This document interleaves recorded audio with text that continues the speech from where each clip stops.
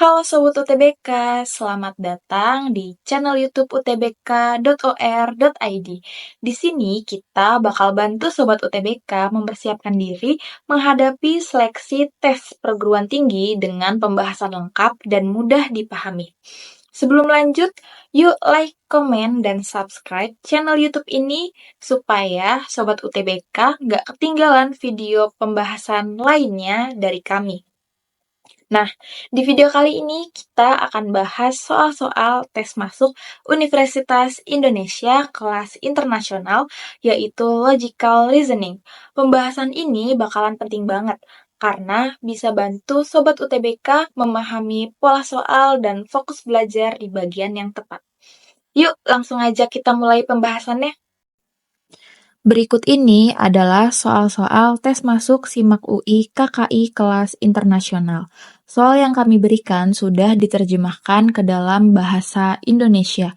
Untuk soal yang pertama yaitu, jika semua organisme yang bernapas melalui insang adalah makhluk air, dan beberapa makhluk air dapat hidup di darat selama waktu terbatas, maka tidak semua makhluk air memiliki insang.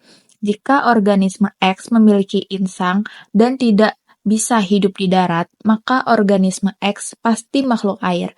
Berdasarkan ini, apa yang paling logis?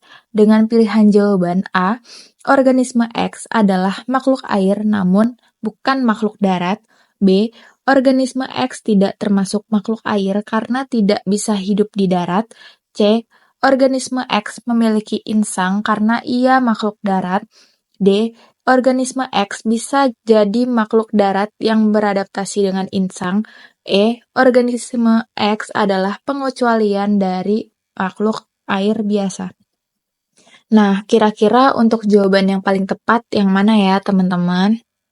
Jadi, jawaban yang benar adalah A, yaitu kesimpulan logis dari pernyataan tersebut adalah bahwa X memiliki insang dan tidak bisa hidup di darat, berarti ia termasuk kategori makhluk air sepenuhnya. Selanjutnya, soal nomor 2 yaitu semua teori yang tidak dapat diuji melalui eksperimen dianggap tidak ilmiah.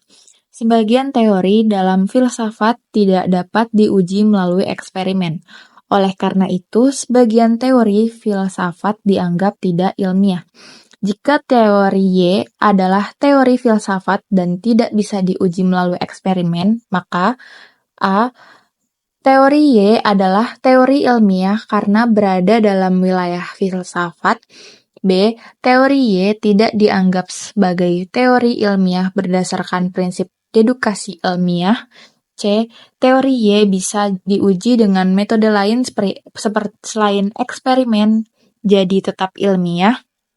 D, teori Y tetap logis karena mengandung konsistensi argumen. E, teori Y valid karena diterima oleh para filsuf besar sepanjang sejarah. Nah, kira-kira untuk jawaban yang paling tepat yang mana ya, teman-teman? Jadi, jawaban yang benar pada soal nomor 2 yaitu B, karena semua teori yang tidak dapat diuji tidak ilmiah, dan teori Y tidak dapat diuji, maka ia tidak ilmiah. Ini bentuk silogisme yang valid. Selanjutnya, soal nomor 3 yaitu, jika semua bentuk energi dapat berubah ke bentuk lain dan panas adalah bentuk energi, maka panas dapat diubah menjadi bentuk energi lain. Namun, tidak semua energi dapat dikonversi secara efisien. Jika panas diubah menjadi kerja, maka efisiensi akan lebih rendah dari 100%. Kesimpulan logis dari informasi ini adalah, dengan pilihan jawaban A, panas adalah bentuk energi yang paling efisien untuk dikonversi ke kerja. B, panas tidak bisa diubah menjadi bentuk energi lain karena kehilangan energi dalam proses. C, panas bisa diubah ke bentuk kerja namun tidak dengan efisiensi sempurna. D, panas hanya bisa digunakan dalam kondisi ideal agar efisiensinya tinggi. E, semua energi tidak dapat dikonversi ke bentuk kerja tanpa kehilangan. Nah, kira-kira untuk jawaban yang paling tepat yang mana ya, teman-teman? Jadi, jawaban yang benar pada soal nomor 3 yaitu C. Karena dari pernyataan bahwa efisiensi konversi panas ke kerja lebih kecil dari 100%, maka konversi tetap mungkin, hanya tidak sempurna. Ini dedukasi langsung. Selanjutnya, soal nomor 4 yaitu apabila semua A dan B dan semua B dan C, maka semua A dan C dalam konteks ini jika semua siswa yang lulus seleksi masuk UI adalah siswa berprestasi dan semua siswa berprestasi adalah pembelajar mandiri, maka kesimpulan yang sah secara dedukatif adalah dengan pilihan jawaban A, semua pembelajar mandiri pasti siswa yang lulus seleksi UI. B, semua siswa yang lulus seleksi UI adalah pembelajar mandiri. C, semua siswa UI pasti tidak membutuhkan bimbingan belajar. D, semua siswa yang tidak berprestasi tidak bisa jadi pembelajar mandiri. E, semua siswa mandiri adalah siswa berprestasi dan masuk UI. Nah, kira-kira untuk jawaban yang benar yang mana ya, teman-teman? Jadi, jawaban yang benar adalah B, karena bentuk silogisme ini menunjukkan relasi berantai dari A, kemudian B, kemudian C, berarti A ke C. Maka, siswa lulus seleksi UI, yaitu A, adalah pembelajar mandiri, yaitu C. Selanjutnya, untuk soal nomor 5, yaitu setiap kali suatu negara meningkatkan anggaran militernya secara drastis, negara tetangganya akan merasa terancam dan melakukan hal serupa. Jika negara A meningkatkan anggaran militernya sebesar 50%, maka negara B dan C yang berbatasan dengannya juga akan menaikkan anggaran militernya. Apa kesimpulan paling logis dari argumen ini? Dengan pilihan jawaban A, negara A mulai perlombaan senjata di wilayahnya. B, negara A sedang mengalami konflik internal yang mempengaruhi kebijakan luar negeri.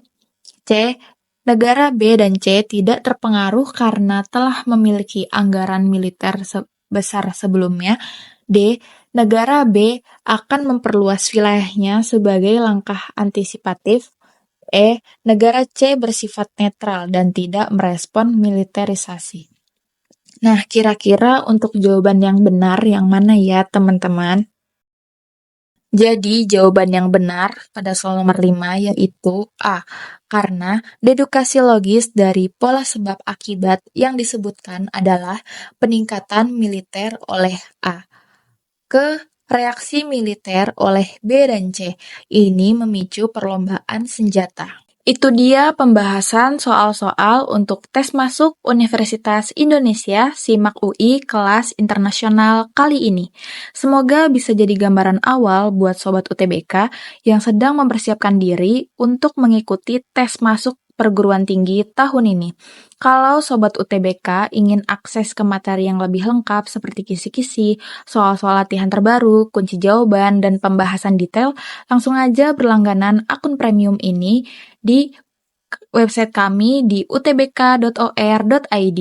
Di sana semua sudah disusun sistematis dan mudah dipahami. Bisa jadi bekal terbaik kamu buat lolos seleksi UTBK tahun ini. Sampai jumpa di video selanjutnya. Tetap semangat belajar dan raih mimpimu.